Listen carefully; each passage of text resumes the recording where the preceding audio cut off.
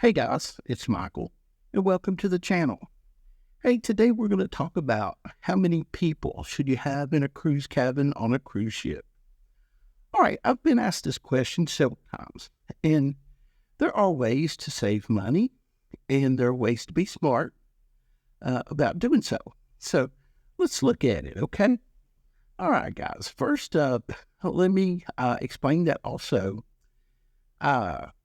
Whenever you book your cruise, now the cruise line, first of all, is going to limit how many people can be in a cabin, okay?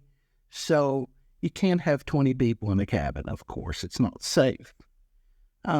There are some cabins you can have 2 people, some cabins you can have 3, some cabins you can have 4, but, and even the ones where you can have more than 2 people, say 4 people, is it a good idea? Okay, the good news is that many of the cruise lines, say like Carnival, okay, when you book a cabin, it's based on double occupancy, okay? So if there are 2 people going, and let's say the cruise is, say, $2,000, okay? If there's only 1 person going, you're still going to pay double occupancy. The only thing you're not going to pay is port fees and taxes for the second person. But it's still going to be close to $2,000, okay, for that particular cruise, if that's what the cost is. Okay, now, the good news is to add a 3rd and 4th person, if that room is equipped to do that, you will only pay the taxes and port fees for those 2 extra people. So say it's a couple $100, whatever. So you would not pay another $2,000. You may get by with, say, $2,500 for all 4 people. And if you split that, you can come out pretty good. Now, the other 2 people, or everyone in the cabin, is also going to be responsible for your gratuities as well, okay? But it's not like having being charged in full for the 3rd and 4th person. Now, that's Carnival, okay? Now, Norwegian, many times, will offer 3rd and 4th guest free. And then, the different cruises, all of them have something different, basically. But what I'm saying is, yeah, you can save money if you group up and put more people in a cabin, okay? Now, should you do it? That's what we're going to look at. And I'll give you my recommendation also. The first thing you want to think about is what kind of group are we dealing with here? Or is it going to be a rowdy bunch? Are these guys will be up all night long? Is it somebody that's in your group? Are these people you're going to be bringing a lot of friends in? There's just a lot of things to consider, Do you have someone in your group that gets seasick?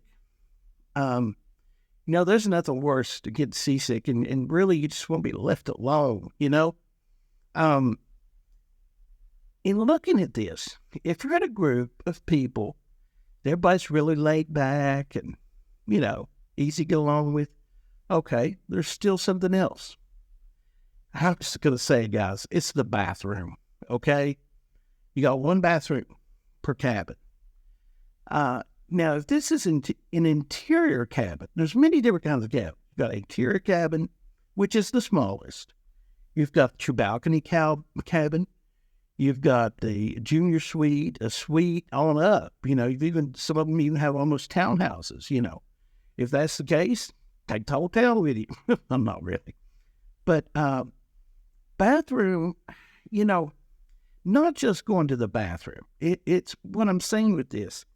Okay, getting ready for dinner, 4 people, getting a shower, getting ready, getting dressed, doing their business, and it depends again on the age, Ladies sometimes like to do a little bit more, and that can take a little more time sometimes. Young men, teenagers, I know when I was young, I spent a lot of time in the bathroom. People be knocking on the door, are you done? I'd spend 20 minutes just doing my hair, and I don't do that anymore. I, look in the mirror, wash my hair, and make sure they're both parted, grab my stuff and go. But, no, seriously, it's just things like that you really need to look at, because there are other options for you. If you're in a group of, say, 4 people, okay, let's say 4 people. If you're doing, say, a balcony cabin, you can have like a balcony cabin, and you can get a second balcony cabin with adjoining doors, to go back and forth, just like a hotel room, That's another thing to cover. If you've never been on a cruise, these cabins aren't as big as a land-based hotel room. They're small. It's tight quarters, That's something else. But sleeping arrangements. Now, usually in a balcony cabin, usually with most of them, you can sleep 4 people. It's not a problem. They even have things that come down out of the ceiling, beds. But what I was going to say, coming back to the adjoining rooms, yes, you would have to pay for 2 cabins. It would be double occupancy for the first one and double occupancy for the second one. But that gives you 2 bathrooms also, okay? And a lot of people, what they'll do that, and in the group of 4 people or 5 people, whatever you have, they'll say, now, we're going to designate this one cabin over here through the day. If anybody feels like they're wore out and want to take a nap, let's reserve this cabin through the day, take a nap. Let's reserve the other one. If you want to come back, hang out, whatever, come over here, It works out kind of good that way. Anybody that does want to rest or take a nap, you're not disturbed, It's not like 4 people in a cabin and somebody wants to take a nap and everybody else wants to hang out. That's kind of rough. Now, when you reserve your cabin, if you do it yourself online, your reservation should tell you how many people the cabin set up for it, the limit, how many people. If not, each cabin has a code, say like a cabin 3F or a H1 or whatever the code is. And you can look it up and see which, how many people it's equipped to sleep. But like I said, I'll give you my recommendation. Honestly, in an interior cabin, 2 people, to me, is enough on an interior cabin. On a balcony cabin, which is a little bit bigger, the balcony cabin, 2 people, 3 people, honestly, it starts to get crowded. 4 people, I'm not saying you can't do it. I'm just saying you're going to have to plan really well. You're going to have to be a group that all gets along really well. And when it comes time to go to dinner and things like that, you're going to have to plan ahead of time. You can't wait till the last minute, to get ready for dinner because you got 4 people, If you're 4 single guys, you throw something on there, maybe, Again, it just depends on who it is.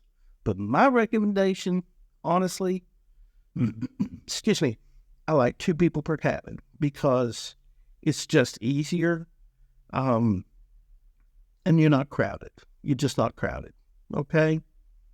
It's my honest answer. Guys, thank you so much for watching. If you enjoyed the video, how about a thumbs up? We'd love to have you as a subscriber if you haven't already. Again, my name is Michael. Thank you for watching, and I will see you next time.